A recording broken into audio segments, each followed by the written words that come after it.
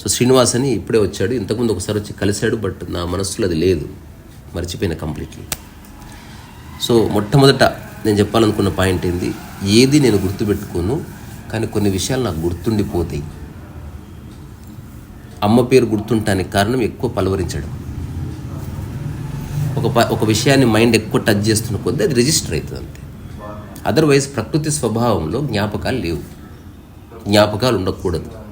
మంచి లేదు, చెడు లేదు, జ్ఞాపకాలు ఏమీ లేవు నాకు. తద్వారా నీ పేరు కానీ, నువ్వు వచ్చి తిన్న బిస్కెట్ కానీ, నువ్వు చెప్పినవన్నీ నాకు రికలెక్ట్ అవుతున్నాయి, but still I don't remember. So లైఫ్కి సంబంధించిన విషయాలు ఏదనిపిస్తే అది నువ్వు ఎక్స్ప్రెస్ చేయొచ్చు, నేను నాకు ఏదనిపిస్తే చెప్తాను, చూద్దాం. ప్రకృతిపరమైనటువంటి అంటే ప్రకృతిలో జ్ఞాపకాలు ఉండవు, ప్రకృతిలో ట్రీట్మెంట్ కూడా ఉండదు. ఏది వచ్చిందో అది అనుభవిస్తుంది. నవ్వు వస్తే అంటే ఏ ఎమోషన్ అయినా అని ఆ విధంగా అది తన శరీరం అనుభవిస్తూ ఉంటుంది. సో నేను నిన్ను అడుగుతున్నాను ఏంటంటే, నీకేమైనా ఇలాంటివి జరిగినప్పుడు ప్రకృతి పరంగా ఉంటావా, ప్రపంచపరంగా ఉంటావా? ప్రకృతి పరంగా ఉంటావంటే అనుభవిస్తావు, అది that is my question. So ప్రపంచపరంగా అయినా అనుభవించవలసింది, ప్రకృతి పరంగా అయినా అనుభవించవలసింది. ప్రకృతి పరంగా ఏదైతే జరుగుతుందో అప్పుడు అనవసరమైన బాధ ఉండదు, అంటే మనోబాధ ఉండదు. ప్రపంచం పరంగా మనోబాధ ఉంటుంది. అయితే దీనికి ఒక చిన్న ఫౌండేషన్ స్టేట్మెంట్ అవసరం, లేకపోతే నీ వ్యాఖ్య పర్ఫెక్ట్గా కన్వే కాదు. ప్రకృతి పరంగా ఉన్న ఏ ప్రాణికి ఏ రోగం వచ్చినా అది ప్రకృతిపరమైన ఆహారం తింటుండగా వచ్చింది, తద్వారా అది ప్రకృతి తగ్గించుకోగలుగుతుంది. ఎగ్జాంపుల్, ప్రకృతిలో లేనిది ప్రపంచంలో మాత్రమే ఉన్న ఒక ఎగ్జాంపుల్ ఇవ్వనా? బైక్ యాక్సిడెంటే కాలు ఇరిగింది, అది ప్రాబ్లం మనిషికి మాత్రమే ఉంది. ప్రకృతిలో ఏ ప్రాణికి బైకే లేదు, తద్వారా బైక్ యాక్సిడెంటే కాదు దానికి. సో ప్రకృతిపరమైన వచ్చే అన్ని రోగాలు ప్రకృతి తగ్గిస్తుంది. కానీ నీ జీవన విధానంలో ప్రపంచం ఉంటే, ప్రపంచపరంగా ఏదైనా గాయమైతే డాక్టర్ కాడికి పోవు. నీ పరిధిలో ఉంటే అది తగ్గుతుంది. ఎగ్జాంపుల్, జలుబు వచ్చింది, ప్రకృతి తగ్గుతుంది. తలనొప్పి, గాబరా పడక తగ్గుతుంది, కడుపు నొప్పి తగ్గుతుంది. కానీ నీకు హఠాత్తుగా లారీ గుద్దింది, ప్రకృతి తగ్గియదు, చంపేస్తుంది. ఆ టైంలో ప్రపంచంలో ఉన్న ఒక హాస్పిటల్, ప్రపంచంలో ఉన్న ఒక డాక్టర్, వాళ్ళ సహాయం తీసుకో, సమస్యని వాళ్ళ చేతిలో పెట్టు. వాళ్ళు తగ్గించలేకపోతే నీకు టాటా బాయ్పై చెప్తారు, అది వేరే సంగతి. గొప్ప గొప్పళ్ళని చంపిన డాక్టర్లు మనం ఎంత అట్లా. కాకపోతే నేను చూస్తాను, అంటే విట్నెస్గా ఉండి చూస్తాను. అంటే మీరు నేను అంటే ఇందులో మొండితనం లేదు నాకు. నీకు నొప్పి అనేది తెలియదు, ఎందుకంటే అంటే ఒక ప్రపంచంలో బతికే, అంటే దాన్ని ప్రపంచం ఆధారంగా చేసుకునే బతికే వ్యక్తికి, ప్రకృతిని ఆధారంగా చేసుకునే బతికే వ్యక్తికి ఆ పెయిన్ అనేది డిఫరెంట్గా కనబడతా ఉంటుంది. ప్రపంచం అంటే నీలో భయం దూరిందనుకో, నీ పెయిన్ ఇంటెన్సిఫై అవుతుంది. సో మీరేంటంటే ప్రకృతిని దాదాపు ఆస్వాదిస్తూ ఉంటారు, అంటే మీ శరీర పరంగా ఏది ఉందో అది ప్రకృతి. ఎంత నొప్పి ఉందో అంత నొప్పే ఉంది. దాంట్లో నీ మనసు దూరితే నొప్పి డెవలప్ కావడం చూసిన నేను. రాంగ్ వ్యక్తులు నీకు సలహా ఇస్తే ఆ నొప్పి డెవలప్ కావడం, అంటే నీ మైండ్ ఫిజికల్ పెయిన్తో లింక్ అయిందనుకో, it gets intensified. I think నేనేమనుకుంటున్నా అంటే, మన శరీరం వేరు అనుకున్నప్పుడు, శరీరం నుంచి ఆలోచన వేరు చేసినప్పుడు నొప్పి అనేది కనపడది, ఉంటుంది. నొప్పి ఖచ్చితంగా ఉంది, ఎంత ఉండాలో అంత ఉంటుందని మాత్రమే చెప్తున్నాను. ఆ టైంలో శరీరం అరిస్తే శరీరం అరవని, మైండ్ ప్రశాంతంగా ఉండదు. ఇది ప్యూర్లీ పర్సనల్. ఇప్పుడు శరీరం అరుచుకుంటూ మనిషి అది మైండ్ ప్రశాంతంగా ఉంటుందా అన్న? ఉంటుందా? ఉంటుంది. ఎందుకు ఉంటుందన్న? ఉండదు కదా, దాన్నే సాధన అన్నారు. ఇప్పుడు అరుచుకుంటూ మనమే ఇప్పుడు నేను మాట్లాడుతున్నా అంటే నా మైండ్ ఉన్నప్పుడే కదా మాట్లాడేది. నేను మైండ్, నీ యొక్క మైండ్ యొక్క మూల స్వభావంలో ఒక స్థిరత్వం వస్తుంది. అలా వచ్చినంత రానంత వరకు తెలియదు అది. ఎగ్జాంపుల్, ఎంత ట్రాఫిక్ ఉన్నా డ్రైవర్ ప్రశాంతంగా ఉండడా? ఉంటాడు కదా. అదే ఇప్పుడిప్పుడే నేర్చుకుంటున్నవాడు కొంచెం గందరగోళ పడే అవకాశం. హారన్ కొట్టిన షాక్ తింటాడు, ఎవరైనా గట్టిగా పాటలు పెడుతూ నాకు ఇష్టమవుతుంది అంటాడు. అంటే మనం ఇది ఇది వేరు కదా. ఎగ్జాంపుల్స్ ఇస్తాను, అంటే మైండ్ స్వభావం. ఇప్పుడు ఇప్పుడు నా చెయ్యి లేస్తుంది అంటే శరీరం కదా, నేను ఏమన్నా చెయ్యి, స్థిరంగా ఉన్నది ఒకటి ఉంది, అది దొరికిందా? ఎందుకంటే అది ప్రూవ్ చేయలేం కదా, అది ప్రాబ్లం. అది మీకు అయింది ఎప్పుడైనా ఎక్స్పీరియన్స్ అయింది? నేను ఇప్పుడు అక్కడే ఉన్నా. ఇప్పుడు 2009 నుంచి ఇప్పటి వరకు నా మానసిక స్థితిలో ఏ మార్పు లేదు. నేను చేసే పనుల్లో చాలా మార్పులు ఉన్నాయి. నేను అన్ఎక్స్పెక్టెడ్గా నీ మైండ్ స్థిరంగా ఉండి నీ శరీరం పని చేసుకున్న సందర్భాలు ఉన్నాయా? వచ్చాడు సార్లు. ఆ టైంలో కూడా అంటే నీ బాడీ అంటే బాడీ కదలికకి ఎంత అవసరమో అంత మైండ్ కోఆపరేట్ చేస్తుంది, అంతవరకు. Okay, one thing. ఇంకోటి ఏంటంటే కదలిక వేరు, కదలిక పోతుంది అంటే నీ మనసుతోటే నీ బాడీ మూవ్ అవుతా ఉన్నది, అవునా కాదు? రెండు రకాలుగా మనసు లేకుండా బాడీ మూవ్ అవుతుంది కొన్నిసార్లు. సో నేను ఇది చెప్పడానికి ఏంటంటే సూపర్ఫిషియల్గా చర్చించే ఒక అంశం కాదు నువ్వు చెప్పింది. ఒక డీపర్ రియాలిటీలో there are many miracles happen in the body mind complex. ఆ అవకాశం మనం ఇవ్వకపోతే ఎప్పటికీ తెలియదు. అప్పుడు మీరు ఏడుస్తూ ఉంటారు, ఎలాంటి అంటే బాడీ వస్తుంది. అంటే బాడీకి స్పందనలు బాడీకి ఉన్నాయి. ఇంకా మీరు ఆశ్చర్యపోయే విషయం చెప్తా. మీకు జరిగిన ఒక సందర్భం అని చెప్పన్నా ఇలాంటి వస్తుంది. సింపుల్గా ఎన్నో జరిగినాయి. ఎగ్జాంపుల్, సెక్స్ మైండ్కి ఉంది, బాడీకి ఉంది, అవునా? ఏమో తెలియదు నాకు. సరే, నేను చెప్తున్నా రెండింటికి సంబంధించింది. ఓన్లీ సైకలాజికల్ సెక్స్ అంటూ ఏముండదు. ఫిజికల్గా కూడా బాడీ స్థిరపడాలి, సిద్ధంగా ఉండాలి సెక్స్ కోసం, ఆ స్పందన కలగాలి కదా. సో ఇన్ జనరల్ బాడీకి స్పందన కలగగానే మైండ్ స్పందిస్తుంది, తద్వారా ఒక యాక్ట్ ఉంటుంది. నీవు నిజంగా బాడీ మైండ్ కాంప్లెక్స్ని అర్థం చేసుకునే ప్రయోగం కనుక చేస్తే ఒకసారి నువ్వు చూస్తావు, బాడీ అంతకు బాడీ సెక్సువల్గా ప్రిపేర్ అయింది, కానీ మైండ్ ప్రశాంతంగా ఉంది. మైండ్ కనుక జత కూడిస్తే నెక్స్ట్ సెక్స్ చేయొచ్చు. కానీ you can experiment with life. ఇది ఎవరికో ప్రూవ్ చేయడానికి కాదు. అంటే how powerful your body mind complex అనేది నువ్వు తెలుసుకొని చిన్న చిన్న పనికిరాని విషయాల్లో అంతెందుకు, ఇది ఉంది కదా, చక్రం సినిమా వచ్చింది, కల్హోనహో సినిమా వచ్చింది. అందులో ఒక మంచి స్పిరిచువల్ యాంగిల్ ఉంది జీవితానికి సంబంధించింది. చిన్న చిన్న విషయాలకు గొడవలు పడుతుంటారు, బాధపడుతుంటారు ఆ కాలనీ వాళ్ళంతా. ఒక వ్యక్తికి త్వరలో చనిపోతున్నది తెలిసింది, తద్వారా చావు కంటే గొప్ప సమస్య లేదుగా. అందుకని అతనికి అనిపిస్తుంది ఇవన్నీ చాలా చిన్న సమస్య. సో ప్రతి దాంట్లోనూ ఒక డిగ్రీ ఉంది, ఒక రేంజ్ ఉంది. ఇది ఎవరికి వాడు క్రాస్ చెక్ చేసుకోవాల్సింది, ఎక్స్పీరియన్స్ అయితే తెలుస్తుంది, తెలియాలి. సో మరి దీనికి కోర్ ఏంటి? సాక్షి భావన. మళ్ళీ సాక్షి భావన అనేది ప్రకృతి నియమం. ఇప్పుడు అక్కడ చెట్టు ఉంది, అక్కడ స్థిరంగా ఉంది, అంత ఏ అలజడి లేదు. స్థిరంగా ఉంటే మనసు స్థిరంగా ఉండలేదు కదా, అంటే స్థిరంగా ఏం పని చేయలేం కదా. స్థిరత్వంలోనే నిజమైన పని అవుతుంది. ఇప్పుడు నేను టీచర్ అనుకో, నేను స్థిరంగా ఉంటే స్థిరంగా అట్లేం లేదు. ఇలా చెప్తే పిల్లలు మౌనమైపోతారు, ఆ మార్గం తెలుస్తుంది. తద్వారా నువ్వు ఎక్కువ అరిచి కేకలేసి గొడవ పెడుతున్నట్టు నీకు తెలుస్తలేదు హౌ టు హ్యాండిల్ అని. ఇప్పుడు ఒక కారు ఇట్లా దొర్లుకుంటూ పోతుంటే ఎవరో అడిగారు కారు ఆపండి, అందరు కలిసి కారు ఆపారు, ఒక్కడి బ్రేక్ ఒత్తాడు. సో బ్రేక్ ఒత్తడని తెలిస్తే నువ్వు కారు అంతా పట్టుకోకర్లేదు, బ్రేక్ ఒత్తితే కారు పట్టుకున్నట్టే. సో ఎలాంటి మాట వల్ల ఎదుటి వ్యక్తి నిశ్శబ్దం అవుతాడో అట్లాంటి మాట నీలో ఉదయించాలంటే నువ్వు చూడడంతోనే స్టార్ట్ అవుతుంది. ఎగ్జాంపుల్, చిక్కులు దారం ఇచ్చాను, నేను ఇప్పది ఏమన్నా, నువ్వు ఫస్ట్ ఏం చేస్తావు? ఇప్పటికీ ట్రై చేస్తాను. ఫస్ట్ చూడాలి నువ్వు, ఎన్ని ముళ్ళు ఉన్నాయి, దారం ఎన్ని దిక్కులు తిరిగింది, ఏ దారం ఎటు దిక్కు నుంచి పోయింది. ఎంత చూస్తే అంత ఓపెన్ అవుతుంది నీ బ్రెయిన్. నువ్వు ఇప్పక్కర్లే, ఫస్ట్ అక్కడ పెట్టి చూడు. నువ్వు ఊరికే ఇప్పుడంత మాత్రాన చిక్కు ముళ్ళు పోవు, దానివల్ల ఇంకా చిక్కులు అవుతాయి. సో ఒక ప్రశాంతత లేని వాడు ఒక సమస్యని సాల్వ్ చేయడానికి ట్రై చేస్తే వాడు ఇంకా సమస్యలు క్రియేట్ చేస్తాడు. ప్రశాంతంగా ఉన్నవాడే, ప్రశాంతంగా ఉన్న మనసే సమస్యకు సొల్యూషన్ కనుక్కుంటాడు. ఫర్ ఎగ్జాంపుల్, ఒక వ్యక్తి ఏదో చేస్తున్నాడు, అందరూ వాడికి చెప్తున్నారు, అయినా వాడు చేస్తున్నాడు. ఇప్పుడు ప్రశాంతంగా ఉన్న వ్యక్తిని పిలిచారు, ఎంతమంది చెప్పినా వినడం లేదు, మీరు చెప్పండి. అప్పుడు అతను చూశాడు, ఒక 2 నిమిషాలు మాట్లాడి వెళ్ళిపోయాడు. ఇప్పుడు మిగతా వాళ్ళందరూ ఏమన్నారు, నువ్వేదో సలహా ఇస్తావు కదా అని తీసుకొస్తుంటే ఈ సమయంలో అతనికి చెప్పకూడదు, తద్వారా అతను త్వరలో మారతాడు. This is the solution. చెప్పడం వల్ల మారదు. ఒక గ్యాప్ ఇచ్చి ఏ సమయంలో చెబితే ఇంక్యుబేషన్ పీరియడ్ అది దీనివల్ల ఏం రాదురా వేయాల్సి వాళ్ళు అర్థం చేసుకున్నప్పుడు మనకు కొంచెం. So there is always a beautiful way to deal things. ఇది ఎవరికి వాడు తెలుసుకోవాల్సిందే.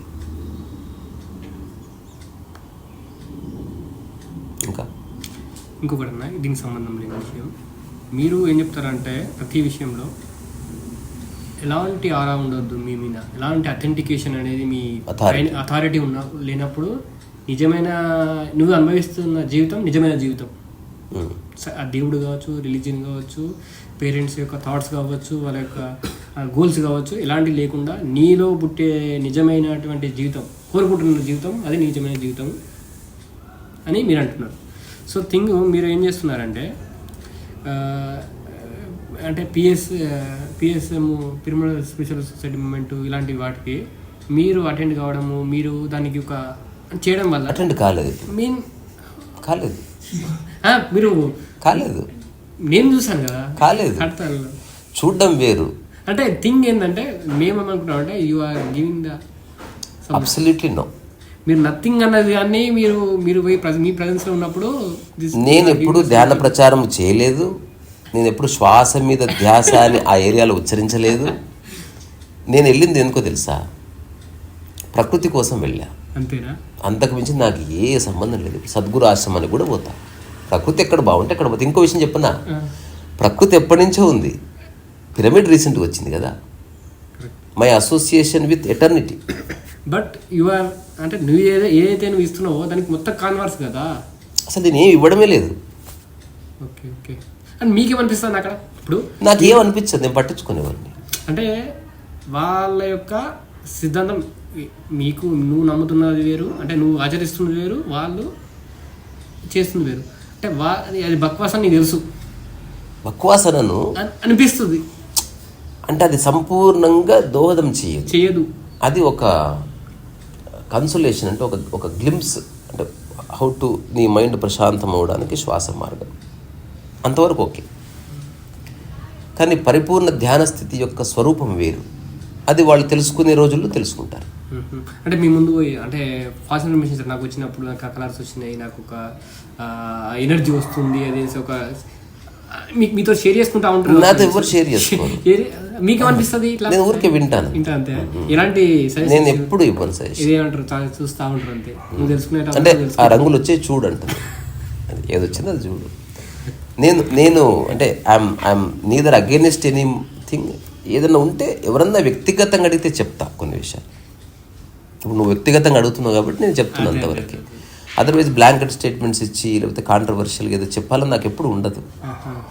అంటే ఇంకా నేను చెప్తున్నా, నేను అనామకుడు నేను తెలుసుకున్నా. నా ప్రతిరోజు పొద్దు నుంచి రాత్రి వరకు అది ఎప్పుడు మర్చిపోలేను. నేను ఒక నోబడి అంటే నేను లేనని, ఒక అనామకుడిని, అంటే ఏ ఊరు పేరు లేనివాడిని.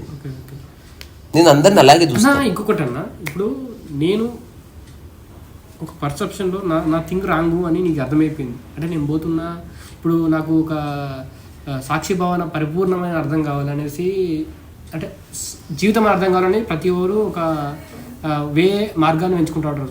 ఒకరు పిరమిడ్ స్పిరిచువల్ సొసైటీ, ఇంకోరు హార్ట్ఫుల్నెస్, ఇంకొకరు వేరే విధంగా. అంటే వాళ్ళకి తెలియదు వాళ్ళ దాంట్లో పోతున్నారు అనే విషయం కూడా అనేది తెలుసు. ఇప్పుడు నేను ఒక మార్గంలో పోతున్నప్పుడు నేనే అనుకో, నీ ముందర జరుగుతుంది, నేను పోతున్న మార్గం అంటే నా గమ్యం వేరు, పోతున్న మార్గం వేరు అని తెలిసినప్పుడు అది నువ్వు గమనిస్తావు. తెలుస్తుంది, నీకు తెలుస్తుంది, మాకు తెలియదు. ఎందుకంటే నేను పోతున్న దారే రైట్ అని నేను అనుకుంటా, అది ఫీల్ అవుతా, అది ఎమోషనల్ కూడా అవుతా.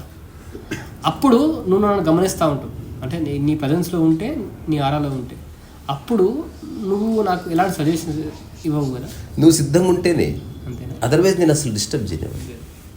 అంటే నీ ముందర చాలా మంది జరుగుతూ ఉంటాయి కాబట్టి మీరు వదిలిపెడతా. నేను ఇంకా లైట్లు గిట్లు బంద్ చేసి వాళ్ళకి ఆ ఏరియా ఇచ్చేసి వెళ్ళిపోతా. అంటే వాడికి ఆ స్పృహ కలగాలి. ఒక కపుల్ ఆఫ్ ఇయర్స్ అయింది, బట్ ఏమిటి నా మానసిక క్షేత్రంలో ఎలాంటి పరిపక్వత వస్తుందా రాలేదా తెలుసుకోవాలి కదా వాడు. అంత అన్కాన్షియస్గా చేస్తారా? చేస్తారు కదా మనసులో. చేయని అట్లాంటి వాళ్ళతో నాకు వద్దు. ఐఎమ్ టెర్రరిస్ట్ అందుకే తెలియదు అంటే ఓకే. నా ప్రయత్నం నేను మరణించే లోపు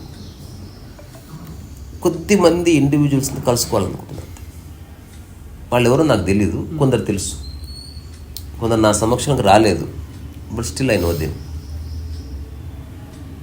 అలాంటి ఒక ఎంటీ మైండ్ అంటే ఏ బరువు లేని కొన్ని మనసుల్ని నేను కలుసుకోవాలనుకున్నాను అంత. వాళ్ళతో వీలైతే ఒక భోజనం వచ్చిన వాక్.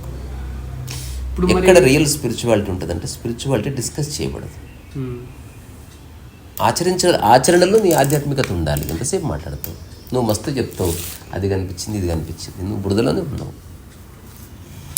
సో ఏది ఊహ ఏది విషయం. మేము కూడా ఇలా పోయి అంటే మేము కూడా ఇలా పోయేసి అంటే ఒక జీవితం అనేది తెలుసుకోవాలి అనే దాంట్లోకి పోయి అంటే కొన్ని వాళ్ళు చెప్పేది అర్థమైపోతుంది, కొంచెం టేస్ట్ అనిపిస్తుంది స్పిరిచువాలిటీ. తర్వాత లాస్ట్ గమ్యం ఏంటంటే ఈగో అనేది మేనిఫెస్ట్ అవుతుంది సార్, ఖచ్చితంగా అవుతుంది. మీరు నంబర్ సిస్టమ్ ఎక్కడైతే ఉంటుందో మీరు చెప్పినట్టు మళ్ళీ లాస్ట్కి పోలికనే వస్తుంది, మళ్ళీ పోలికనే వస్తుంది అసలు. ఇప్పుడు నేను చెప్తున్న విషయాలు పూర్తి అల్టిమేట్కి సంబంధించినవి, జిమ్మిక్కులు కావు.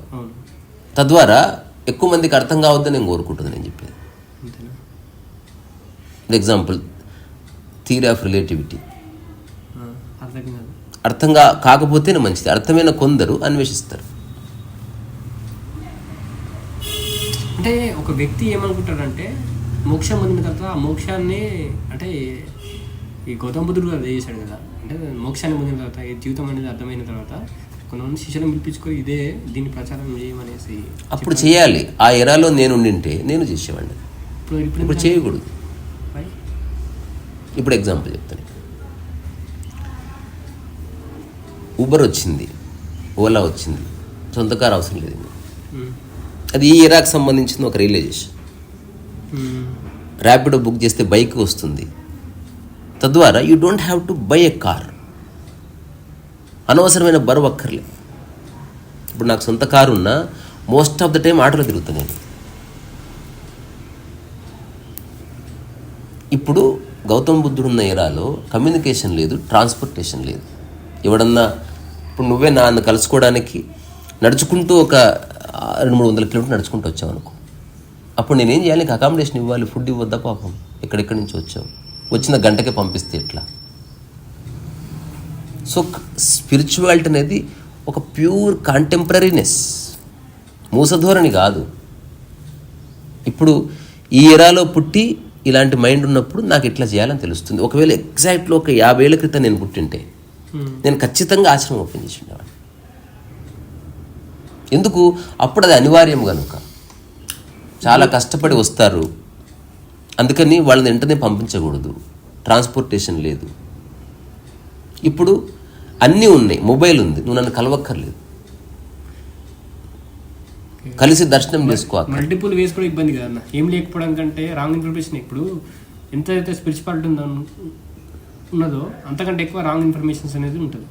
దాంట్లో మనం చూజ్ చేసుకునే విధానం, ఆ మైండ్ సెట్ అనేది అందరికీ అందుబాటులో ఉండదు. I agree, that's what I am saying. చాలా ఇప్పుడు ఒక వే అసలు ఇప్పుడు ఇంకొకటి ఇన్ఫర్మేషన్ ఉండడం కంటే రాంగ్ ఇన్ఫర్మేషన్. నేను చేసే ఈ చిన్న పద్ధతిలోనే ఒక ఆధ్యాత్మిక కోణం ఉంది, కన్సిస్టెన్సీ. ఐఎమ్ నాట్, నేను ఏమంటా మిమ్మల్ని తప్పుగా మీ ప్రచారం అనేది ఎందుకని ఒక సరౌండింగ్ చేసుకుంటున్నారు? చేసుకోవట్లే, అసలు చేసుకునే లేదు, ప్రచారం కూడా చేసుకోవట్లేదు. ఒక పాంప్లెంట్ లేదు, వెబ్సైట్ లేదు. ఎవరు అడిగారు యూట్యూబ్ అయినా ఎందుకు? యూట్యూబ్ ఉంది, కానీ రెండు పార్శ్వాలు ఉన్నాయి. నాది చూడమని నేను బలవంతం చేయను, నాకు చేయడం ఇష్టం కనుక చేస్తున్నాను. ఎగ్జాంపుల్, ఈ భూమి మీద క్యాన్వాసులు లేవు, కలర్స్ లేవు, పెయింటింగ్ ఎట్లా వేస్తాను? ఉంది కాబట్టి వేస్తున్నా. ఏవి లేదనుకో, ఆకుల మీద వేస్తా, ఆకులు లేవు రాళ్ల మీద వేస్తా, రాళ్ళు కూడా లేవు నేల మీద వేస్తా, ఏమి లేవు గాల్లో వేస్తా. వేసేవాడు వేయాలి, తెలిసినవాడు చెప్పాలి. కానీ నేను చెప్తున్నదే కరెక్ట్ అని మాత్రం చెప్పకూడదు. నిర్ణయం తీసుకునే రైట్ నీ చేతిలోనే ఉండాలి. నేను బుల్డోజ్ చేయకూడదు నీ థాట్ ప్రాసెస్ని. గుంపులో బుల్డోజ్ అవుతుంది, అందరూ ఒక తరహా కనిపిస్తే you just believe, you don't stop thinking అనమాట. హఠాత్తుగా నమ్మకాలు వచ్చేస్తాయి. ఇప్పుడు నా సమక్షంలో ఎవ్వడు నన్ను నమ్మకూడదు, అదే నేను చెప్పిన దాన్ని విని మీ దగ్గర గుడ్డే ఉండదు, ఎవ్వరు నమ్మకూడదని కోరుకుంటున్నా. Don't trust. Just make the experience అంతే. నేనెవడో కౌన్కిస్గా కొట్టంగాండి. నేను ఎవరికి ఏ భరోసా అయ్యాను? నేను మా అమ్మకే భరోసా అయ్యాను. మా అమ్మ అంటది నన్ను సంతోషపెట్టు అంటే నేను పెట్టాను. నువ్వు సంతోషంగా ఉండు. ఎవడో పెట్టడం అనేది కండిషనల్. వీటి నుంచి బయటకు వచ్చేసి ఇప్పుడు నేను సంతోషంగా ఉన్నా, నన్ను ఎవరు సంతోష పెట్టక్కర్లేదు, నేను సంతోషంగా ఉన్నాను. నాకెవరు చెప్పక్కర్లేదు పని చేయమని, నేను పని చేసే ఒక స్థితిలో ఉన్నాను.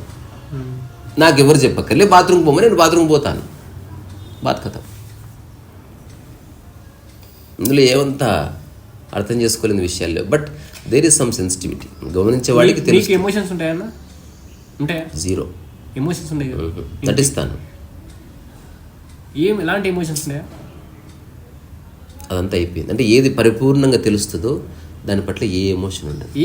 ఎప్పుడన్నా నేను అడుగుతా, ఈ లాస్ట్ 1 వీక్లో నీళ్లు తాగుతూ ఎమోషనల్ అయ్యావా? కాలేదు. That the point. ఆకలిటప్పుడు ఎమోషన్స్ వస్తాయి కదా. ఎందుకు వస్తుంది? ఎమోషన్ ఎప్పుడు, ఎమోషన్ వేరు, భావోద్వేగం ఎప్పుడు రాదు. ఆకలి వల్ల ఆకలి ఒక ఆరాటాన్ని క్రియేట్ చేస్తుంది. దొరకకపోతే కాస్త ఆందోళన వస్తుంది. ఎమోషన్ అనేది భావోద్వేగం. అంటే నీ మైండ్ ఒక కప్పు అని ఊహించుకో. ఆ కప్పులో వాటర్ పోస్తున్నావు, కప్పు నిండింది. ఆ పైకి వచ్చిన తర్వాత కంప్లీట్గా నిండుతుంది, ఇట్లా బల్జ్ వస్తుంది.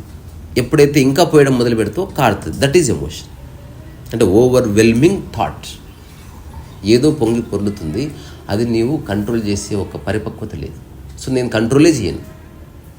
ఎందుకు? పరిపూర్ణంగా అనుభవిస్తున్నావా ఏ ఎమోషన్ ఉండదు. ఎగ్జాంపుల్, నయాగరా ఫాల్స్కి వెళ్తే ఎమోషనల్ అవుతారు.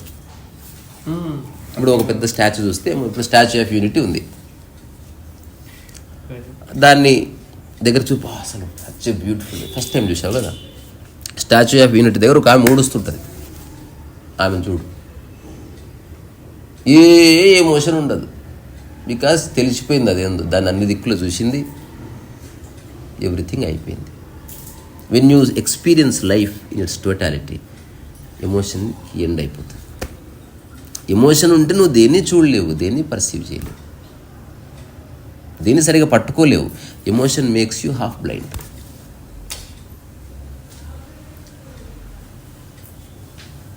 ఎమోషన్ ఎప్పుడైనా వచ్చింది అనుకుందాం. నాకు మా బుచ్చారెడ్డి గారు చనిపోయినప్పుడు విపరీతంగా ఏడ్చిన. చనిపోయినప్పుడు ఏడవలేదు, ఆయన హఠాత్తుగా ఆయన బెడ్ మీద చూస్తే ఆయన మూతి ఇట్లా సాగిపోయింది.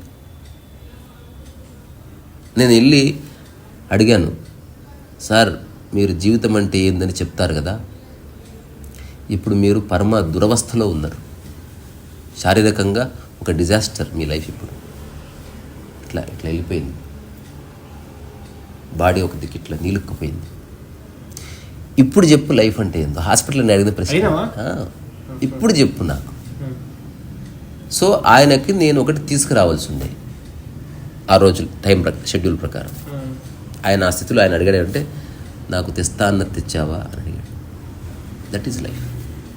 మైండ్లో ఏ ప్రాబ్లం లేదు, mind is functioning perfectly well. Body has its own mathematics, mind has its own logic. అది విన్న తర్వాత ఐ వాజ్ సో సాటిస్ఫైడ్. తర్వాత నేను బయటకు వచ్చాను. నా దగ్గర కూలింగ్ గ్లాసెస్ పెట్టుకునేవాడిని. మా ఫ్రెండ్ షాలి ఉన్నాడు. షాలి బుచ్చారెడ్డి సార్ని ఇట్లా అడిగాను రా. వాడు న్యూట్రల్, షాలి పర్సన్. వాడు అంటే గోడకు చెప్పినట్టే వాడికి చెప్తే మంచిగా అడిగినావు, వెరీ గుడ్, అట్లే ఊరికి వింటాడు. రేర్ క్వాలిటీ అది. తప్పు అన్నాడు, రైట్ అన్నాడు. ఇలా సార్ని కలిశాను. ఆ స్థితిలో ఆయన ఒక ప్రశ్న అడిగాను, సార్ ఇప్పుడు చెప్పండి వాట్ ఈజ్ లైఫ్ అంటే సార్ ఇట్లా అన్నాడు. అది ఎంత గొప్ప మాట అంటుండగా నాకు ఏడుపు వచ్చేసింది. ఎక్కడ కాచిగూడ ఏదో కృష్ణ హాస్పిటల్ ఉంటుంది, న్యూరో హాస్పిటల్. నాకు ఎంత ఏడుపు వచ్చింది అంటే ఒక కేఫ్టేరియా కార్నర్లో మూలకి నిలబడి నేను చెప్పాను, నేను ఏడిసినంతసేపు ఏడుస్తాను, ఊరికే చూడు, ఎవరిని డిస్టర్బ్ చేయకుండా. అంటే ఎవరిని వచ్చి ఆపుతారు కదా, ఎందుకు బాబు ఏడుస్తున్నాను, నువ్వు క్యాజువల్గా ఉండు నా పక్కన. అదంతా ఏడుస్తూనే చెప్పి ఐ కంటిన్యూడ్ క్రైమ్. నేను ఏడుస్తలేను, నా మనసులో ఏ బాధ లేదు, but something happen to the body. ఇది ప్రూవ్ చేయలేదు. ఆ తర్వాత ఒక 3 నిమిషాలు 4 నిమిషాలు అంతే, వర్షం వెలిసిపోయిన తర్వాత క్లియర్ ఉంటుంది చూసినావా, అంటే ఏ మరకలు వెళ్ళి టీ తాగి యూ లెఫ్ట్. ఆ తర్వాత ఒక చిన్న పర్ఫార్మెన్స్ ఉంటే వెళ్ళిపోయిన పర్ఫార్మెన్స్కి. సార్ మరణించినప్పుడు నన్ను ఎవరో అడిగారు, సార్ మీకు చాలా అటాచ్మెంట్, మరణించినప్పుడు మీకు బాధ అయిందా? నేను మర్చిపోయినా సార్కి జెన్యున్గా సెండ్ ఆఫ్ చెప్పిందా, టాటా బాయ్ బాయ్. జీవితంలో గుర్తు చేసుకునే లేదు, గుర్తు చేసుకున్నా ఎమోషనల్గా గుర్తు చేసుకున్నాను. అతను ఒక ఇంట్రెస్టింగ్ పర్సన్, జీవితాన్ని ఎలా జీవించాలో అలా జీవించాడు, ఎలా మరణించాలో అలా మరణించాడు. అందుకే నాకు రెస్పెక్ట్ అతనంటే. ఆయన పరిచయం నాకు అవ్వడం వల్ల నాకు ఒరిగిన బెనిఫిట్ ఏమిటి, నాకు మరణ సమయం అంటూ వస్తే బిచ్చారెడ్డిలా మరణిస్తా ప్రశాంతంగా, నో కంప్లైంట్స్. ఆ కళ్ళు నిష్కల్మషంగా ఉన్నాయి. ఇంకొక 3 అవర్స్లో మరణిస్తున్నాడు చూసిన నేను. There is no fear. వాడిలో ఇంత ఏమంటారు అనారోగ్య లక్షణమే లేదు శరీరంలో. నేను బయటకు వస్తున్నప్పుడు అక్కడ ఒక డాక్టర్ అడిగాడు, ఎవరు సార్ ఆయన అంటే, మామూలు సాదాసీదా మనిషి. తెలియదు sir, he must be something else. ఉచ్చారెడ్డి ఏం చెప్పలేదు, బాబు నేను స్పెషల్ పర్సన్ నన్ను చూడని చెప్పలేదే. వాడికి అనుభూతి కలిగింది. అడిగాను ఎందుకు అట్లా అనిపించింది అంటే, ఇక్కడున్న ప్రతి ఒక్కడు పిచ్చి పిచ్చి వేషాలు వేస్తారు, చనిపోతున్నప్పుడు ఎన్నెందో మాట్లాడతారు, జొల్లు గరుస్తారు, ఏడుస్తారు, తిడతారు. Such a pure silence. And he knew that he is going to die. తెలుసు పరిపూర్ణంగా ఈ చివరి క్షణాలని ఆయన పూల తోటతోనే నింపుకున్నాడు శరీరాన్ని, మనస్సుని. ఇంత మరకంటనీయలేదు. దానికి గ్రౌండ్ ఎప్పుడు ప్రిపేర్ చేసిండు, కపుల్ ఆఫ్ మంత్స్ క్రితం. చివరిగా నాతో ఒక మాట మాట్లాడిండు. మాటలు బంద్ చేసిండు. ఆ తర్వాత జనాల దిక్కు చూడడం మానేసిండు, చదవడం మానేసిండు, వినడం మానేసిండు. మొత్తం శూన్యమైపోయింది అంతే. ఆ శూన్య స్థితిలో అట్లున్నాడు. అట్లా తెలుస్తుంది నాకు, సో క్లియర్, ఎవిడెంట్. చెప్పడు ఇంకా. ఒక అద్భుతమైన ధార కళ్ళల్లో. లాస్ట్ మీటింగ్ ఏ ఎమోషన్ లేదు, తనకు ఎమోషన్ లేదు, నాకు ఎమోషన్. మిగతా వాళ్ళకు ఉంటుంది, ఓ కాకుండా అందరికి ఉంటుంది. ఏదో ఎమోషన్ ఎందుకు ఉండదు? మనిషి అన్నాక ఎమోషన్ ఉండాలనుకుంటున్నారు, ఏడు అని పాపం. మనకేమి చూపిస్తే అయిపోయాయి. ఎమోషన్ ఎందుకు ఉండదు దానికి ఆన్సర్ ఉంది, ఎమోషన్ ఎందుకు ఉంటుంది దానికి ఆన్సర్ లేదు. When you know something 100%, there can never be emotion. ఏ విషయాల్లో నీకు ఎమోషన్ వస్తుందో అది అసంపూర్ణంగా తెలుస్తుంది అని, ఇంతకుమించి ఏం లేదు. చిరంజీవిని చూస్తే ఎమోషన్ వస్తుంది, చిరంజీవి తెలియదు కనుక. నీ ఇంటిని చూస్తే నీకు ఏ ఎమోషన్ రాదు, తెలుసు కనుక. ఎప్పుడైతే శరీరం గురించి తెలుస్తుందో శరీరం పట్ల ఎమోషన్ పోతుంది. దాన్ని డిటాచ్మెంట్ అన్నారు. You have no emotions. పుస్తకాలు చదివే వచ్చి నాలెడ్జ్ వేరు. ప్రాక్టికల్లీ వెన్యూ బంగారం ఒక రాయి మీద గీకి తెలుసుకోవడం లాంటిది స్పిరిచువల్ ప్రాక్టీస్. నువ్వేదో జనాల చేత మెప్పు పొందడానికి చేయట్లే సాధన. నేను అన్న భావన అంతమైపోయి ఒక ప్రాణిగా కదులుతున్నావు. అప్పుడప్పుడు ప్రపంచంలో ఉన్నప్పుడు నా ఆర్టిస్ట్ అనుకోవచ్చు, నా గడ్డంగిడిప్పుడు నేను ఎప్పుడన్నా రోడ్డు మీద కొంచెం కుర్తా వేసుకొని పోతుంటే అయ్యగారు నమస్తే జర ముహూర్తం పెడతారా అంటారు, ఎల్లుండి రండి అంట. ఆడెవడో తెలియదు, నేను ఎవడో ఉత్తదే. ఇప్పుడు వాడికి చెప్పని అట్లా ఎట్లా అంటావు, అలావాకుని క్యా బాత్ కర్రే. వాడు ఊహలో వాడేదో అనుకుంటున్నాడు, వాళ్ళ ఇష్టం. అట్లా మైండ్ అనేది సహజంగా ఆగిపోవాలంటే మైండ్ని సహజంగా పరిగెత్తనియాలి. బహుశా ఒక మాట చెప్తాడు, నాకు బాగా ఇష్టం. పిల్లలకు చెప్తే పేరెంట్స్ కదలకుండా కూర్చోరు. అప్పుడు ఏం చేయాలి? నిజమైన పేరెంట్ ఓ గ్రౌండ్కి తీసుకెళ్ళి 20 రౌండ్లు వేయండి రా, చూద్దాం ఎవడేస్తాడు. 20 రౌండ్లు వేసారు, పావుగంట 20 నిమిషాలు అయింది. ఇప్పుడు కదలకుండా కూర్చోమని చెప్పలేదు, వచ్చి కూర్చున్నారు కదలకుండా. అంటే పరిపూర్ణంగా అలసిపోతే పరిపూర్ణంగా కదలకుండా కూర్చోడం ఉంటుంది. ఫుల్ ఎనర్జీగా ఉన్నవాడిని నువ్వు కదలకుండా కూర్చొని ఎట్లా చెప్తావు? ఒకవేళ పిల్లవాడు కదలకుండా కూర్చుని అంటే టీచర్ చేతిలో కట్టబడుకొని ఉండాలి. పేరెంట్స్ అదే చేస్తున్నారు, భయపెడుతున్నారు. Unintelligent act.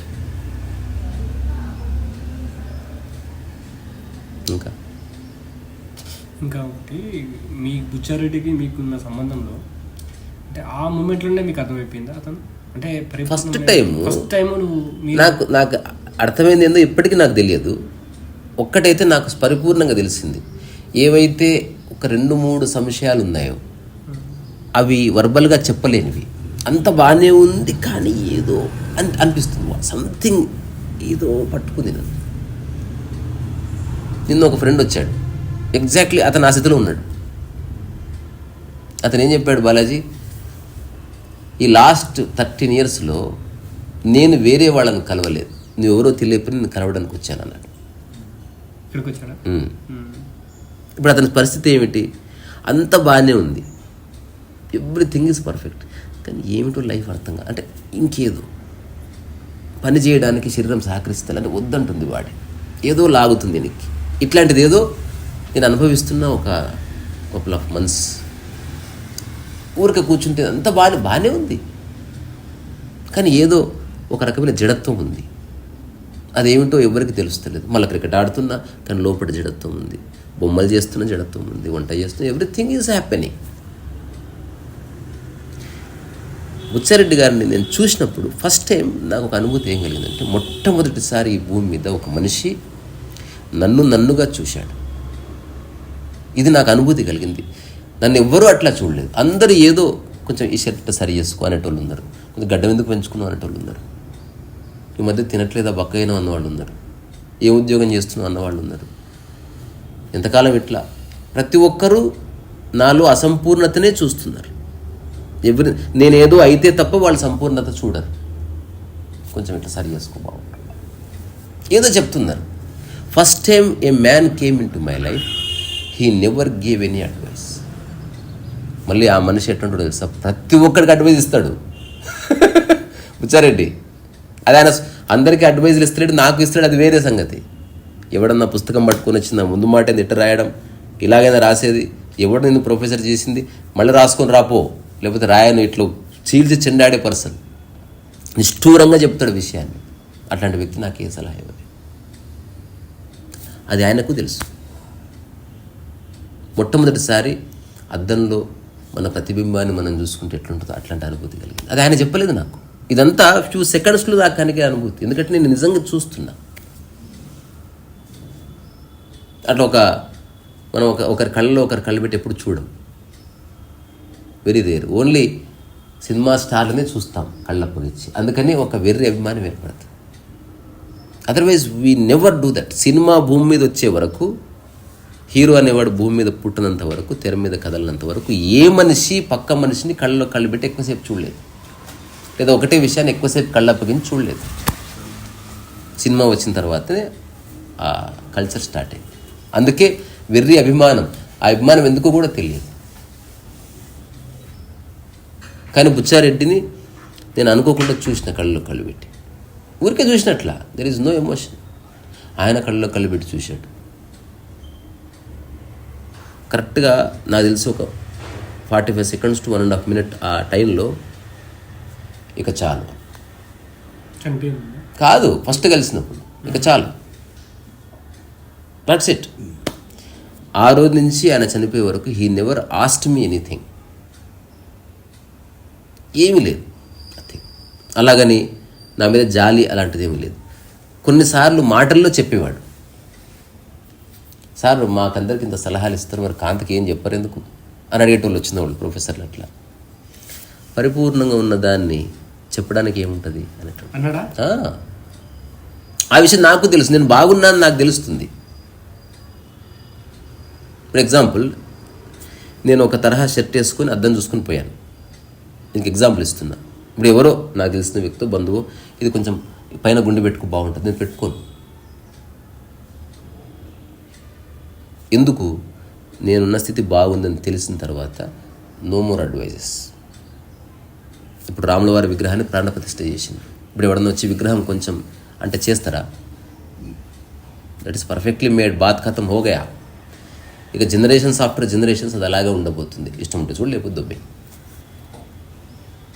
లైఫ్ కూడా అట్లాంటిది. When you know that you are okay and అయిపోయింది. ప్రపంచంతో సంబంధం కట్. మనిషికి ఉన్న సంబంధం ఎప్పుడు ఉంటుంది.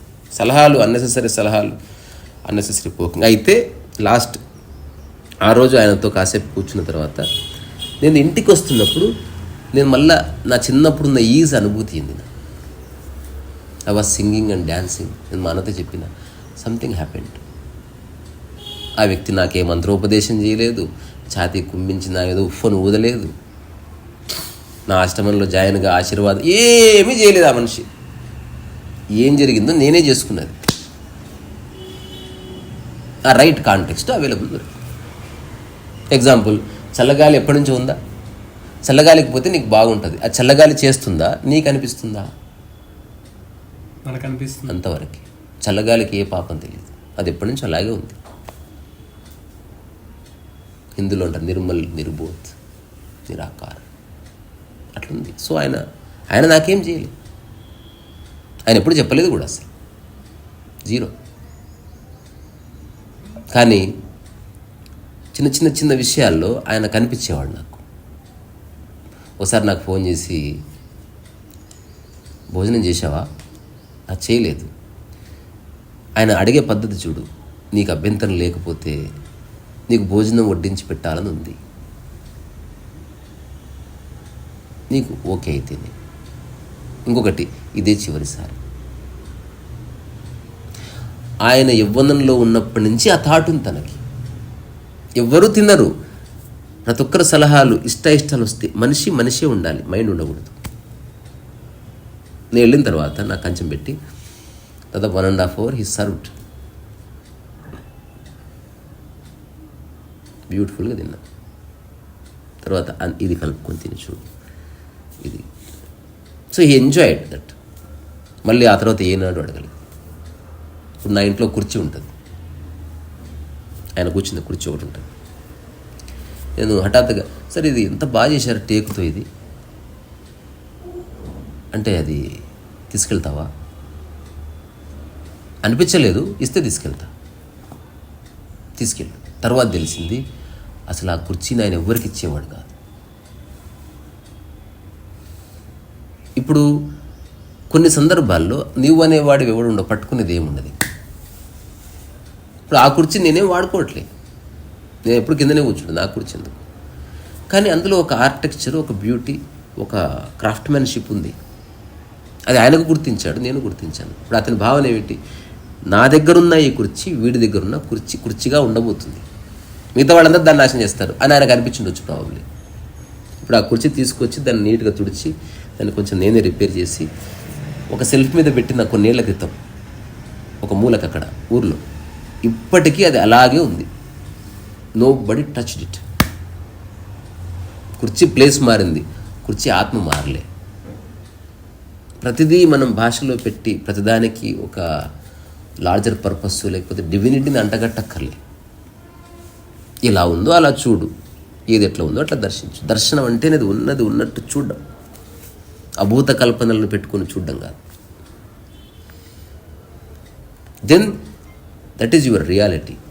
నీ మనసులో ఉన్న ఇమాజినేషన్లు, కల్పనలు, కపోల కల్పనలు, ఊహలు ఇవేవి మధ్యలోకి రాలేదు. నువ్వు చూస్తున్నప్పుడు జస్ట్ చూపు, నిర్విషయమై చూస్తున్నావు. కొన్ని ఇప్పుడు ఆయన ఒక ఫేమస్ పర్సన్ అయిన అనుకో, అది వేరుండు.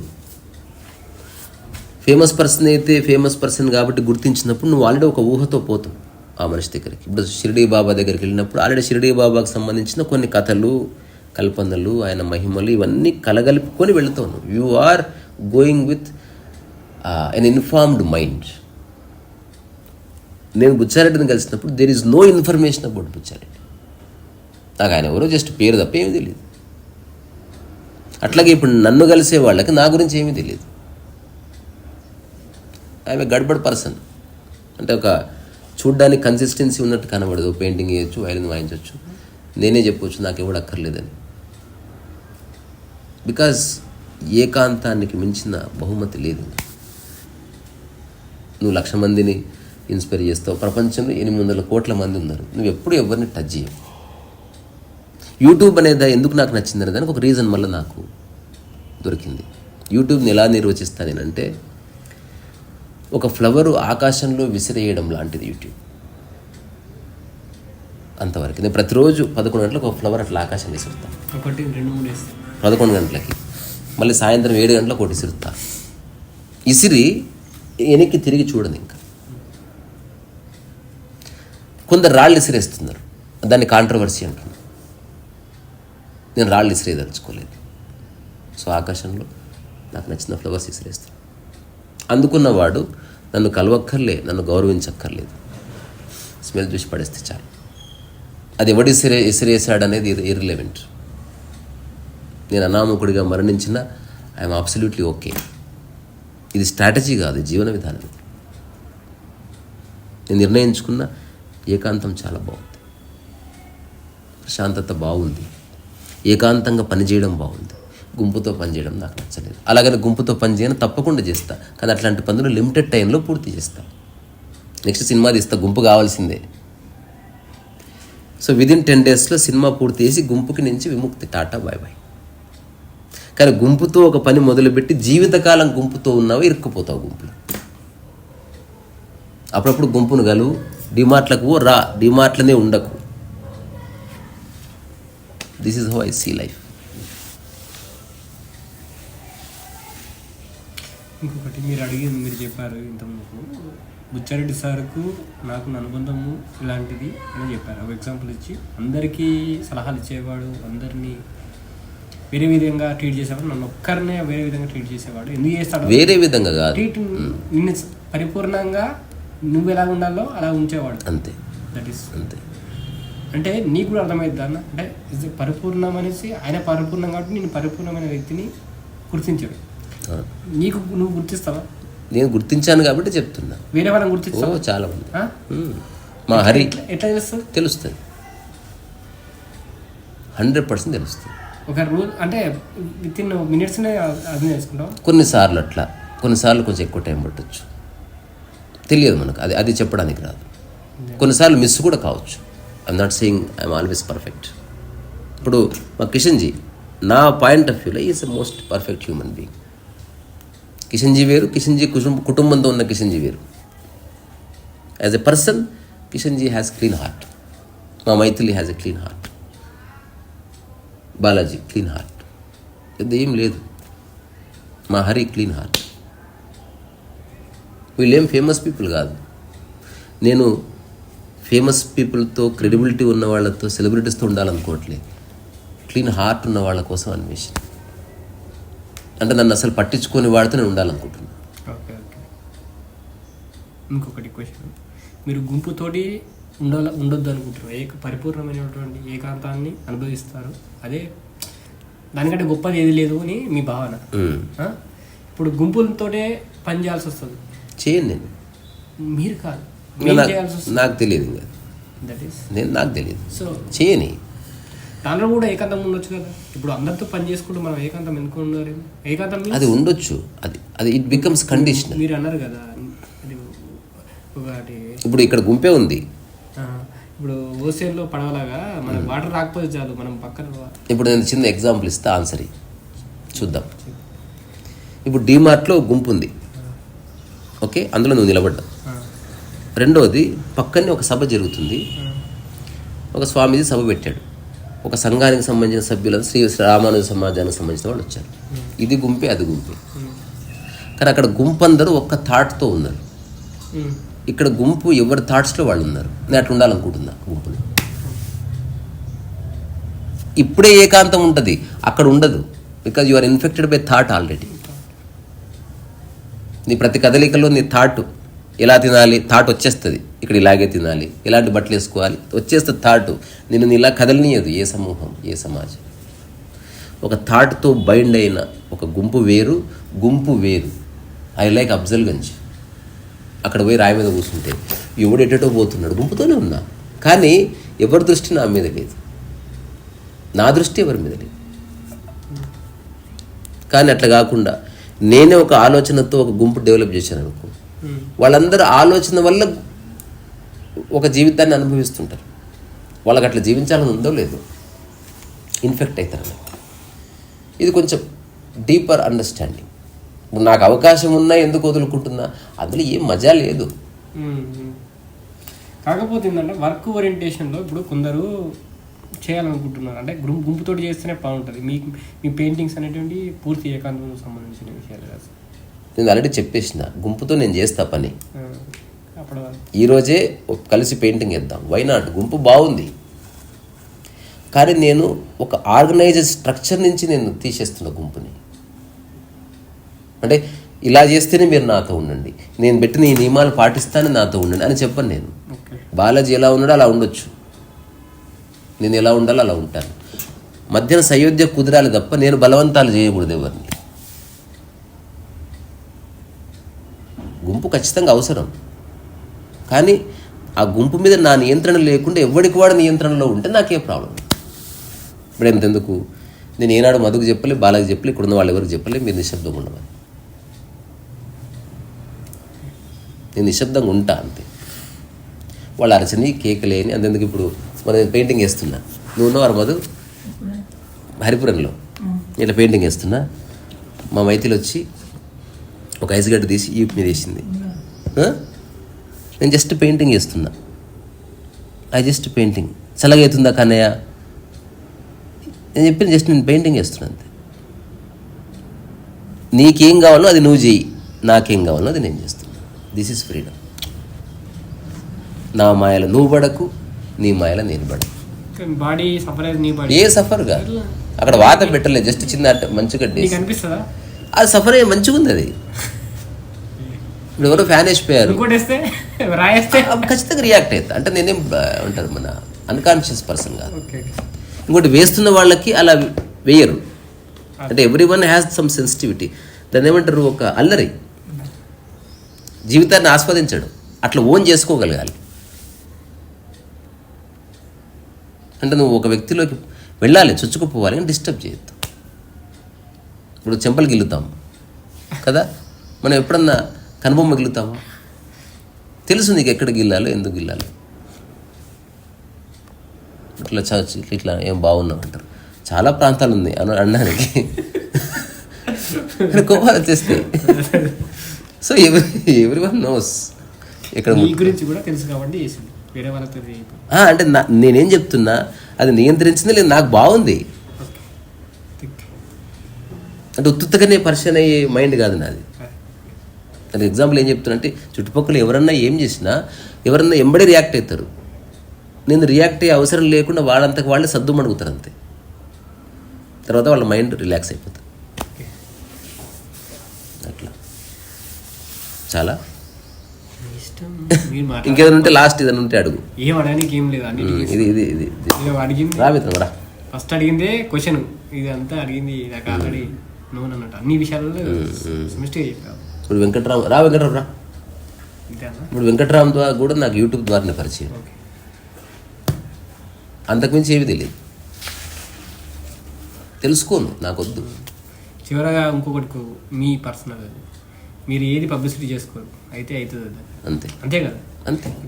అంటే మీకు ఫైనాన్షియల్గా ఉండాలంటే మీకు శాండ్ ఆర్ట్ ఇది ఏదో పని అవసరమైతే ఇడ్లీ అమ్ముకుంటే, ఇప్పుడు శాండ్ ఆర్ట్ కంప్లీట్ కథమే అయింది. ఇప్పుడు అమ్ముకుంటారు లేదు, మీకు కావాలనుకుంటే అదే కదా, అంతే అదే కదా. అంతే. మీరు శాండ్ ఆర్ట్ కూడా మీరు పబ్లిసిటీ చేసుకోరా? ఏది పబ్లిసిటీ చేసుకొని పర్ఫామ్ చేస్తా, ఈ కంపెనీస్ క్వాలిటీ వల్ల. ఇప్పుడు నీకు పబ్లిసిటీ చేస్తే వచ్చిందవా, నీ అంతకు నువ్వు వచ్చిందవా? ఇది వేరు, ఇది అన్నీ ఒకటే. నువ్వు మనిషివి, నేను మనిషిని. లేదు, దానికి చాలా డిఫరెంట్. ఎందుకంటే అది చేయడం వల్ల నేను డబ్బులు తీసుకుంటాం. అవును, ఇప్పుడు నేను కలవడం వల్ల నాకు డబ్బు తీసుకుంటే నేను దీన్ని తీసుకుంటే ఇప్పుడు నేను చెప్పాను కాదు, ఇది వేరు. నీతో మాట్లాడడానికి ఇది వేరు. నేను మాట్లాడడానికి డబ్బులు తీసుకోవట్లే, అక్కడ కూడా నా పర్ఫార్మెన్స్కి అదే చెప్తున్నా. అంటే డబ్బు అనివార్యం, డబ్బు అవసరం. పుస్తకాలు ఇవ్వచ్చు ఫ్రీగా, నేను దీనికి కాస్ట్ తీసుకుంటున్నా కదా, దేర్ ఈస్ కాస్ట్. అంటే మాటలకి కాస్ట్ లేదు, కానీ నేను రాసినప్పుడు దీనికి ఎందుకు కాస్ట్ వచ్చింది, దీనికి కొంత సమయం ఇస్తున్నాను కాబట్టి. ఓకే, ఇప్పుడు ఈ రెండు కరెక్ట్ డిఫరెన్సెస్ చాలా ఉంటాయన్న. ఎందుకు అంటే ఇది తెలుసుకోవాలంటే నీ ఇంటర్వ్యూ చూశాను కాబట్టి నీలో క్వాలిటీ ఉందని అర్థం చేసుకుంటే నేను వచ్చిన నేను చెప్పిన తర్వాత ఈ స్టాండర్డ్ అనేది నువ్వు దీన్ని పబ్లిసిటీ చేయలేదు, నువ్వు ఎలాంటి యూట్యూబ్లో పెట్టలేదు, నువ్వు ఇంతవరకు. నీ ఆర్ట్ పర్ఫార్మెన్స్ అనేది నీకు తెలుసు, సో నీకు తెలుసు నీ క్వాలిటీ అనేది. నంబర్ ఆఫ్ క్వశ్చన్స్ అడగడం వల్ల అంటే చాలా వ్యక్తులు నిన్ను అడుగుతూ ఉన్నారు ఇలా క్వాలిటీ ఉంది అని. అంటే తెలుసుకున్న వాళ్ళు వచ్చేస్తారు, నువ్వు రాసిన బుక్లో క్వాలిటీ ఉంటుంది కావచ్చు అనేసి కొంటారు. కానీ శాండార్ట్లో అలా ఉండదు. ఎందుకు అంటే నీ దీన్ని పబ్లిసిటీ చేయలేదు కాదు. ఒక్క పాయింట్ అన్ని చెప్పి ఒక్కటి మిస్ చేస్తున్నావు ఎందుకు? చూస్తున్నా చెప్తావేమో. నేను శాండార్ట్ ఎంటీ హాల్లో చేస్తాను, మనుషుల ముందు చేస్తాను. ఆ మనుషులు ఒకరికొకరు చెప్పుకుంటారు కదా, మౌత్ పబ్లిసిటీ లేదా? ఇప్పుడు వెంకటరామ ఎవరికో చెప్తాడు. నువ్వు ఇప్పుడు నెంబర్ ఆఫ్ అంటే స్పిరిచువల్గా సంబంధించిన జీవన విధానంని నువ్వు రోజుకు 2-3 వీడియోలు తీస్తున్నావు. అది ఎప్పుడు చేస్తున్నావు? మంత్లీ వన్స్ అంతే కదా, మంత్లీ వన్స్ 15 మినిట్స్ అంతే. దానికి దీనికి అట్లేమీ లేదు. 2015-16లో కంప్లీట్ శాండార్ట్ చేసిన, హండ్రెడ్స్ ఆఫ్ పర్ఫార్మెన్సెస్ చేసిన. అప్పుడు వచ్చిన డబ్బులతో ఇప్పుడు హాయిగా బతికేస్తున్నా యాక్చువల్లీ. సో డబ్బు కోసం పర్ఫామ్ చేయట్లేదు, పర్ఫామ్ చేస్తే డబ్బు వస్తుంది. ఇప్పుడు నాతో క్లోజ్గా ఉన్న వాళ్ళకి తెలుసు, మెనీ ఏ టైమ్స్ ఎంతో అంత ఇచ్చేస్తారు నాకు. I don't even count. మీరు ఇచ్చేస్తారా? వాళ్ళు ఇస్తారు. అంటే నేను ఇంత ధర ఇస్తేనే నేను వస్తానని ఎప్పుడు ఉన్నాను. ఇప్పుడు నాకు ప్రోగ్రామ్ 8వ తారీఖు నేను వస్తున్నానంట, కానీ ఎప్పుడు ప్రపంచం దూరుతుంది ఇంత ఇస్తేనే వస్తాను. ఈ కాన్వర్జేషన్ ఉండదు నా లైఫ్లో ఎప్పుడు. వాడు ఇవ్వకపోయినా వెళ్తాను, నాకు నచ్చిపోతుంది. కొన్నిసార్లు ఇలా కూడా చేసిన, ఇప్పుడు డబ్బులు లేవు, మేము ఇప్పుడు పిలవడం లేదు, నెక్స్ట్ వీకెండ్ అంత సీన్ లేదు, నేను వస్తున్నా. లేదు స్టేజ్ మీద మీకు స్లాట్ లేదు, నేను రోడ్ మీద చేస్తాను ఆ రోజు. ఇట్లా కూడా చేస్తాను నేను. I'm a mad man. ఎందుకంటే నేను అందరినీ ఓన్ చేసుకుంటే భయపడను, నాకేం మొహమాటం లేదు. ఒకసారి ఇట్లా జరిగింది చండీగఢ్లో పెద్ద షో. హఠాత్తుగా ఎవరో పొలిటీషియన్ వైఫ్ డ్యాన్స్ చేస్తుందని చెప్పేసరికి నా ప్రోగ్రామ్ క్యాన్సిల్ చేశారు. నాతో పాటు ఇంకొక వ్యక్తి కూడా ఉన్నాడు. ఏడ్చేసింది. మనం ఎంతో ప్లాన్ చేసుకుంటే ఎవరో నాతో పాటు పర్ఫామ్ చేయాల్సిన ఒక వ్యక్తి, పేర్లు ఎందుకు, నేను ఏమైందని అడిగా. ఇప్పుడు ఎవరో ఒక పొలిటీషియన్ వైఫ్ ఆమె డ్యాన్స్ చేస్తుందంట, అందుకని ఇప్పటికిప్పుడే ప్రోగ్రాంలో షెడ్యూల్ మార్చేసారు, సో మన ప్రోగ్రామ్ క్యాన్సిల్ చేసేసారు. నేను చెప్పిన మన ప్రోగ్రామ్ ఎవ్వరు క్యాన్సిల్ చేయలేరు. అంటే ఎట్లా పర్ఫామ్ చేస్తావు? ఏ టేబుల్ పట్టుకో బయట చేద్దాంపా, బయట కూడా చేద్దాం వస్తుంది. And I did that. నేను ఆరునేతో చెప్పాను, మీరెవరండి మా ప్రోగ్రామ్ క్యాన్సిల్ చేయడానికి? No one cancels my program. విషయం అంతేంది, మీరు నన్ను పర్ఫామ్ ఇక్కడ చేయనీయకుండా ఆపగలరు అంతవరకు. నా మీద మీకే అథారిటీ లేదు. I'm free bird. I'm performing out side at the same slot. ఇప్పుడు 36,000 మంది ఉన్నారు ఇక్కడ ముందర, వాళ్ళు చూస్తారన్న భ్రమలో నేను లేను. అట్లనే బయట నేను పర్ఫామ్ చేసి చూడాలని నేను అనుకోను. అని టేబుల్ పట్టుకొని వెళ్ళి గట్టిగా చప్పట్లు కొట్టి లోపల పర్ఫామ్ చేయాల్సింది క్యాన్సిల్ అయింది, ఎగ్జాక్ట్లీ అదే షో బయట చేస్తున్న, ఇష్టమైన వాళ్ళు చూడవచ్చు అని చెప్పిన హిందీలో. ఆశ్చర్యం, గుంపులుగా జనాలు వచ్చేసారు. ఇంకా ఆశ్చర్యం ఏంటంటే, నేను స్టేజ్ మీద చేస్తే 20 నిమిషాలే చేయాలి. It continued for 1.5 hours. ఎవరెవరో పిల్లలు వచ్చి బొమ్మలు వేస్తున్నారు, వాళ్ళు బొమ్మలు వేస్తే నేను బొమ్మలు వేస్తున్నా, రకరకాల ఫ్రెండ్షిప్స్ ఎస్టాబ్లిష్. నాకు అనిపించింది ఈ తొక్కలో స్టేజ్ షో కంటే ఇది బాగుంది అసలు, నేను త్వరలో చేద్దాం అనుకుంటున్నా. ఇప్పుడు ఇక్కడ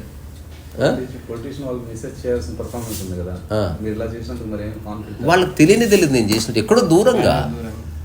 ఇప్పుడు ఇక్కడ ఉంది వేదిక, అదేది మన కార్ పార్కింగ్ ఏరియాలో పెట్టుకొని చేసిన సేమ్ సెటప్. స్క్రీన్స్ లేవు, ఏం లేవు. ఇప్పుడు స్క్రీన్లో చూసే బదులు నేను చేసేదాన్ని చూస్తున్నారు.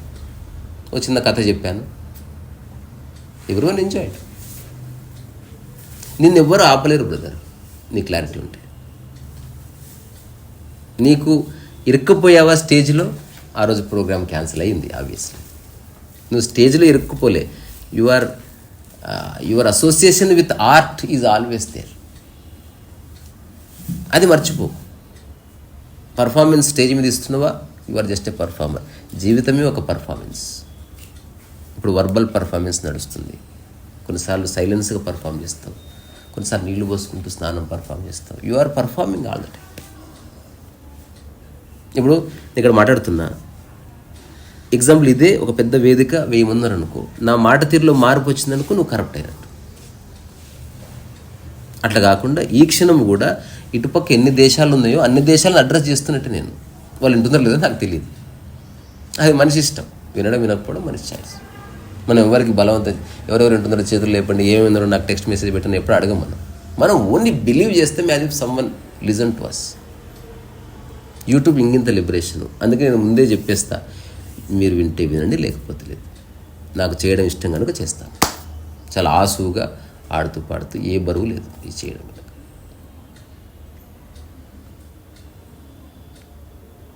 సో ఒక హ్యూమన్ యొక్క ప్రయత్నం ఏంది? సింప్లిఫై చేయడం. ఫోన్ కావచ్చు, పుస్తకం కావచ్చు, ఎవ్రీథింగ్ ఈజ్ గెటింగ్ సింప్లిఫైడ్. జీవన విధానం సింప్లిఫై చేయడం యొక్క మూలమే ఆధ్యాత్మికత. You have simplified yourself so much, you are not there. Example, మంచి ఫ్యాన్ అంటే ఏందో తెలుసా? శబ్దమే లేదు. నువ్వు మంచిగా జీవిస్తున్నావు అంటే నీ నుంచి ఏ శబ్దము రావడం లేదు, నిశ్శబ్దం అయిపోయింది. Very smoothly your that operation is happening. అది తిరుగుతే శబ్దం వచ్చిన చూడు, అది ఈగో. మనం శబ్దం రాని ఫోనే కొనుక్కోవాలంటావా లేదా? గాలి రావాలి, శబ్దం రావద్దు. అట్లా నా పని జరగాలి, ఎవరిని నేను ప్రభావితం చేయకూడదు. పర్సనల్గా ప్రభావితం అవుతావా, అది నీ చాయిస్. ఫ్యాన్ తిరుగుతుంది, కొంచెం కిందికి జరిగితే గాలి వస్తుంది. అట్లా నన్ను నిన్నవాడు ప్రభావితం అయితే అది వాడి ఇంటెలిజెన్స్ వల్ల ప్రభావితం కావాల్సిందే. మధ్యవర్తి లేడు, పాంప్లెంట్ లేదు. తర్వాత ఇట్లా నా వెనక ఒక కాంతి పుంజం పెట్టి ఫోటోలు లేవు, నా వెనక ఏ దేవుడి విగ్రహాలు లేవు, దండలు వేసుకుని ఫోటోలు లేవు, ఏమి లేవు. నిజమైన వ్యక్తి గుర్తిస్తున్నాను, మిగతా వాళ్ళంతా మిస్ చేస్తారు. And I like that. నేను నిజంగా అనుకుంటున్నా, నా జీవితంలో ఒక 200-300 మంది గుర్తిస్తే చాలు. ఇంకా ప్రపంచం బాడమే చేయాలి, మనకు సంబంధం లేదు. గుర్తించాలనే విషయం కూడా మీకు తెలియదు. తెలుస్తుంది, వస్తావుగా ఇట్లా. యూట్యూబ్ అదే చెప్తున్నా, వనకపల్లి దగ్గర ఉన్నా కాబట్టి వచ్చిన. పర్వాలేదు, అట్లీస్ట్ ఫోన్ చేస్తావుగా, అంటే సంభవ కమ్యూనికేషన్ ఉంటుంది కదా, అదైతే పోదు.